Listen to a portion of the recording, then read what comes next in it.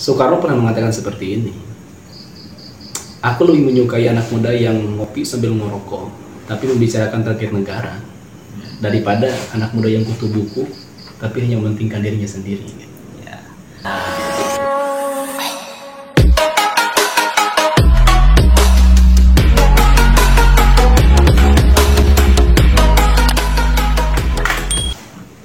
Assalamualaikum warahmatullahi wabarakatuh. Waalaikumsalam warahmatullahi wabarakatuh. Kembali lagi di channel Ruang Belajar. Kita ngobat lagi, gengs. Oke, kita ngobat bersama Kang Asdar, seorang anak muda yang gagah, berani, dan rajin menabung. Amin ya rabbal alamin. Nah, gimana nih kabarnya? Alhamdulillah baik bang. Alhamdulillah baik. Oke, pada konten kali ini katanya kita ya di sini mengisi kekosongan gitu ya. Iya. Ngobrol-ngobrol santai kan? Iya. Ngopi-ngopi, bari talking santuy gitu ya bersama. Tapi harus jelas apa yang kita bahas hari ini gitu ya. Nah, Biar kita ada hikmahnya buat kita semua dan buat kawan-kawan juga yang menyisihkan kuotanya untuk melihat video ini. Oke, terkait kita sebagai anak muda gitu. Iya. Anak muda. Menurut Kang Asdar, tanggapan anak muda itu gimana sih gitu? Anak muda itu anak yang masih muda. Anak yang Masih muda. Ya diantaranya kita masih muda. Bagi orang-orang yang masih memiliki perasaan muda, ya dia dikatakan anak muda kalau dari segi perasaan. Tapi dilihat dari segi umur kan. Ya. Nah oleh karena itu kita masih dikatakan sebagai anak muda hari ini, anak muda Indonesia terutama gitu kan. Dilihat anak muda dilihat dari umur. Iya bisa jadi. Tapi dewasa itu tidak bisa dilihat dari umur. gitu. Nah, negara apa sih yang Kang Asdar tahu mengenai negara gitu? Negara itu kalau dari segi pemahaman saya, negara itu adalah satu organisasi kan. Ya. Satu organisasi yang namanya organisasi merupakan kumpulan orang-orang yang berada dalam satu wadah dan dia juga memiliki tujuan yang sama untuk memajukan wadah tersebut. Dan negara ini dikatakan wadah itu, wadah di mana ada orang-orang di dalamnya. Ya. Di antaranya yang disebut dengan orang-orang yang di dalam wadah itu merupakan masyarakat, yang antaranya adalah kita gitu. Jadi negara itu merupakan satu wadah yang di dalam wadah tersebut ada orang-orang di dalamnya dan di antaranya orang-orang tersebut merupakan masyarakat, itu kita dikatakan adalah negara gitu. Nah, mungkin kita akan mengkaitkan apa yang kita bahas tadi ya, ada anak muda, ada negara. Nah, menarik kita bahas gitu tentang anak muda dan negara gitu. Yeah. Nah, berarti kita akan mengambil sebuah tema pada obrolan kali ini, yaitu keadaan negara dari sudut pandang anak muda. Nah, cukup menarik gitu apabila kita mengobrolkan yang namanya anak muda dan negara, seperti kata Soekarno gitu ya, presiden kita yang pertama itu apa kata-katanya Terkait anak muda dan negara ini. ya? Soekarno pernah mengatakan seperti ini.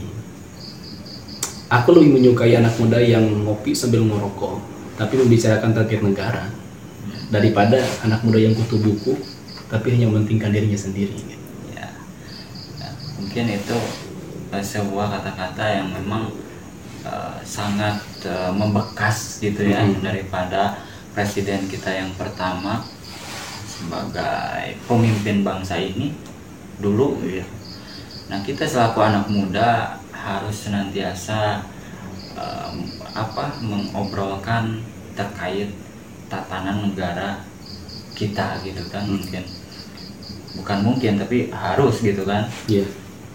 Nah, tanggapan daripada Kang Asdar sendiri ini terkait perkataan daripada Pak Soekarno gitu, yang memang menyukai anak muda ya, walaupun sambil merokok, sambil minum kopi gitu, tapi membicarakan yang namanya sebuah tatanan negara gitu. Hmm. Nah, tanggapannya seperti apa dari kata-kata tersebut? Kalau tanggapan saya yang pertama, Indonesia ini kan merdeka dikarenakan adanya proses perjuangan. Iya.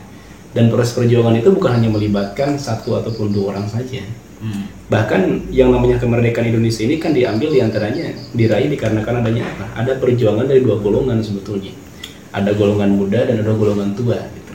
Bahkan pada tanggal 16 Agustus kalau nggak salah, Soekarno itu pernah dibawa oleh golongan muda.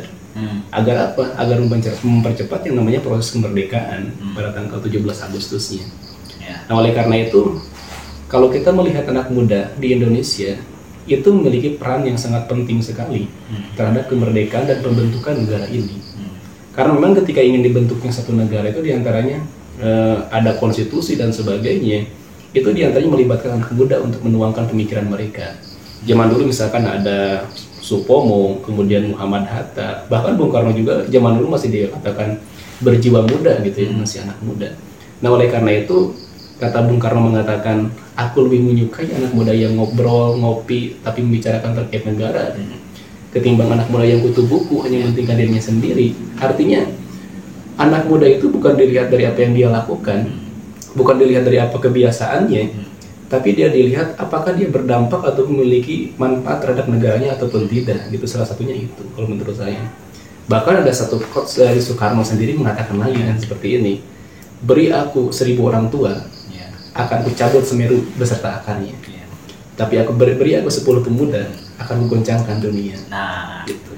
Berarti itu pemuda sangat dibutuhkan gitu untuk memajukan negeri ini gitu kan. Betul.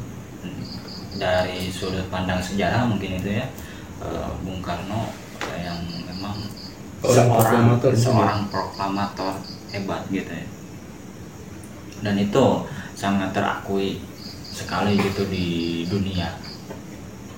Nah, terkait tatanan negara kan tadi temanya keadaan negara dari sudut pandang anak muda gitu. Nah, sejauh ini, hari ini negara kita Indonesia berada di iya. Nah, gimana nih terkait negara ini? Negara Indonesia ini masih berkembang atau sudah maju gitu menurut anak muda nih? Indonesia ini bisa dikatakan sebagai negara yang berkembang dan bisa dikatakan sebagai negara yang maju gitu. Karena memang kalau dikatakan maju berarti ada perubahan. Iya. Memang ada perubahan dari segi infrastruktur, ada perubahan setiap tahunnya, dari segi ekonomi juga ada perubahan. Meskipun terkadang naik ataupun terkadang turun gitu ya. Nah, kan tapi yang namanya negara Indonesia ini kan sudah mengalami, kalau dapat dikatakan itu sudah mengalami perubahan penggantian kulit dan sebagainya. Kalau dikatakan, kalau kita analogikan semacam ular itu berganti kulit gitu. Iya. Lawan cek bahasa Sunda memegar. Nah, Indonesia juga sudah berganti gitu dari era-eranya.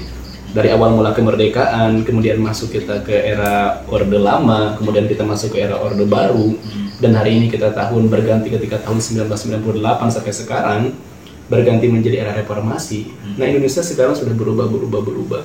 Artinya dari segi sistemnya berubah, kemudian dari segi pemerintahannya juga ada perubahan dan sebagainya. Nah, oleh karena itu tadi ya, yang namanya satu negara itu sangat penting sekali. Di dalamnya ada peran aktif dari seorang pemuda yang ingin merubah negara ini. Dan berarti tadi apakah dapat dikatakan negara maju ataupun berkembang? Ya, satu sisi kita masih dalam tahapan untuk menuju ke sana. Satu sisi lagi kita memang dapat dikatakan masih negara yang berkembang. Kenapa demikian?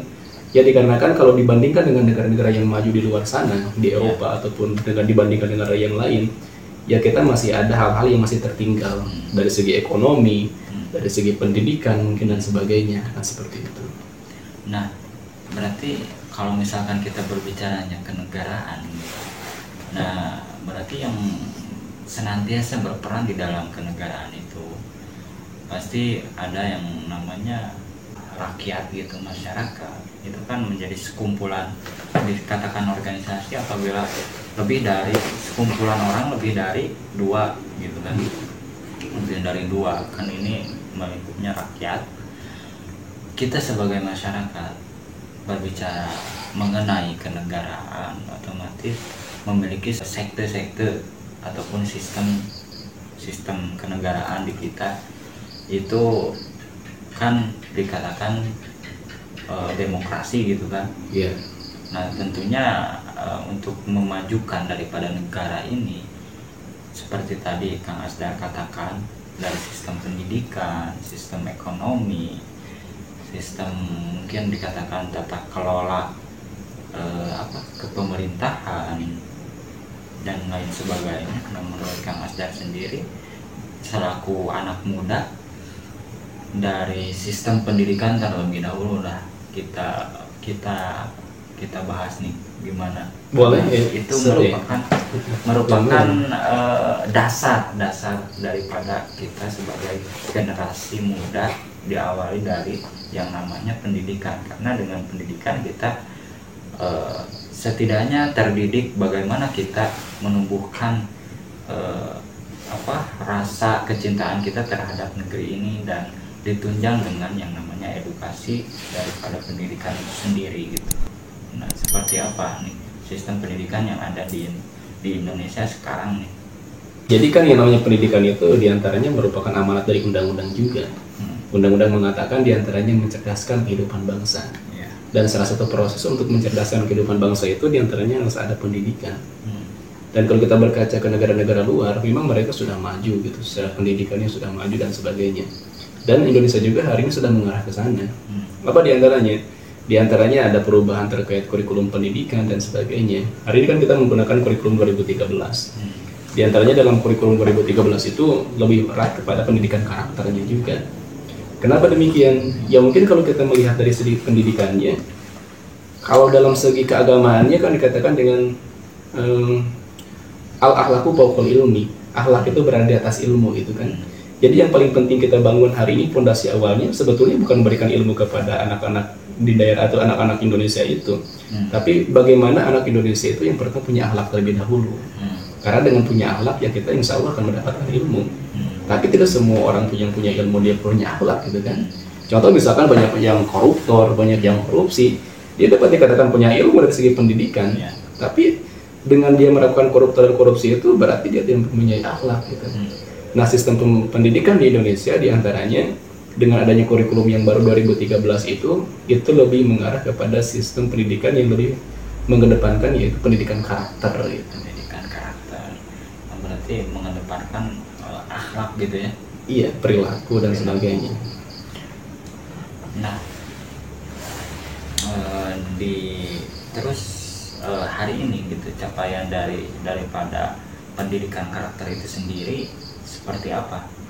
Sudah terimplementasi secara penuh atau ya masih meraba-raba atau sudah setengahnya gitu? Kalau terimplementasi secara penuh mungkin belum ya. Nah, tapi secara penerapan terkait pendidikan karakter ini memang sudah dijalankan jauh-jauh hari juga.